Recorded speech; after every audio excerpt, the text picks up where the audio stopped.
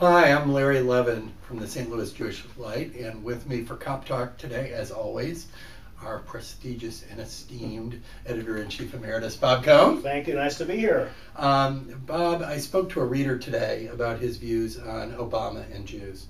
Yet when I read him a couple paragraphs from the State Department speech before the border comments, he was totally surprised to learn that Obama's language in that speech in support of the unwavering relationship between America and Israel and against any unilateral declaration by the Palestinians was totally emphatic. Are Jewish Obama supporters doing a bad job of getting their point across? I think so, because I think the reaction to President Obama's initial State Department major policy address was such that not enough cultivating of the pro-Obama people was done in advance, because he clearly reiterated the commitment to Israel's security is unshakable. By the way, when Elie Wiesel was in St. Louis at the Washington University, he said he did not believe that Obama is at all anti-Israel, Right. and that we should look at the words with agreed upon land swaps.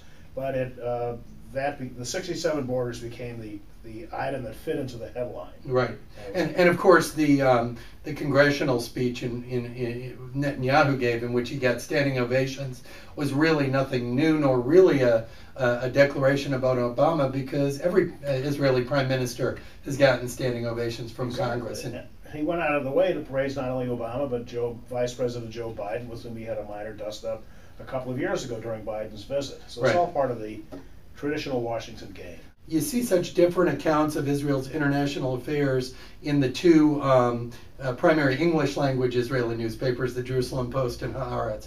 Obviously, we see this kind of discordance in the U.S. as well. Do you have a gut feel or any data to support which paper's editorial view, the Post, which is more on the right, and Haaretz, which is more on the left, is kind of closer to what the pulse is on the streets in Israel? I think clearly the Jerusalem Post's perspective is closer to what's on the streets. I think especially with the turmoil in the Arab world and Iran and these turmoil on the Syrian border, that there is a tendency to coalesce around the right. So I would say at the moment, although there is a substantial portion of the Israeli body politic which is quite liberal in its viewpoint. Yeah, and you hear that Haaretz is the most read English paper in Israel, although I would say in the United States, probably, I would guess, 80% of those who read an English-speaking Israeli paper regularly read the Jerusalem Post. And those who live in Israel have every right to their opinion, since they're facing the rockets. And if they wanted to take a particular political position, it's after all their country. Let's switch gears back to politics and international affairs. We now know formally that the U.S. will not participate in the Durban III conference this September in New York. Explain the meaning of this, and did you think there was ever really any doubt about what the U.S.'s position would be?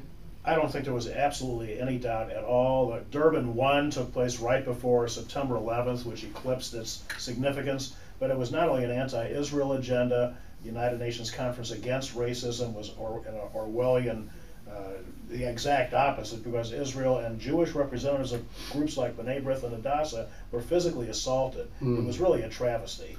And no self-respecting administration, Democrat or Republican, conservative or progressive, could possibly participate in that kind of travesty. And what about Durban II? Anything different, or was that? No, it was basically reiterated and reaffirmed Durban I, and Durban III is probably along the same lines. So I think it's wise that we chose not to participate. And this is really a perfect storm, because it's coming in September, which is exactly the same time that the proposed unilateral Palestinian declaration in the United Nations is coming. Yes, and I think that I now know for sure that the General Assembly does have the power with a huge supermajority to overrule even a veto at the Security Council.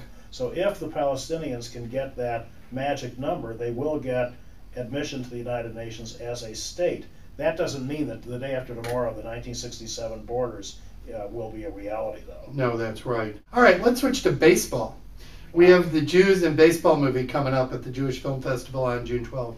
It's a very interesting movie, but in 90 minutes it really tries to cover the entire history of Jews in American baseball. I found it really trying to be all things to all people, and that's really hard when you have a basically a sesquicentennial worth of Sure. data to cover. We'll do our own focus on Jews in baseball at the All-Star break in the newspaper. But right now, talk a little bit about what baseball personally means to you as an American Jew. Well, I think all of us think back to when our dad took us to in my case, the Sportsman's Park, probably in your case, to either Wrigley Field or Comiskey Park. It's just that wonderful smell that baseball stays in your nostrils all of your life, and then to bring your own son there. I remember Stan Musial's famous crouch and the number 6 coming up and the thrill that meant. Too young to have remembered really the heyday of Hank Greenberg, who came very close to breaking Babe Ruth's record. It was a marvelous film by Aviva Cantor a few years ago, which focused only on Hank Greenberg. You're right, that the new film, as good as it is, tried to take on way too much. So that's all we have time for this week, Bob. Thanks so much. Thanks for joining us for another Cop Talk. Till next week. Take care.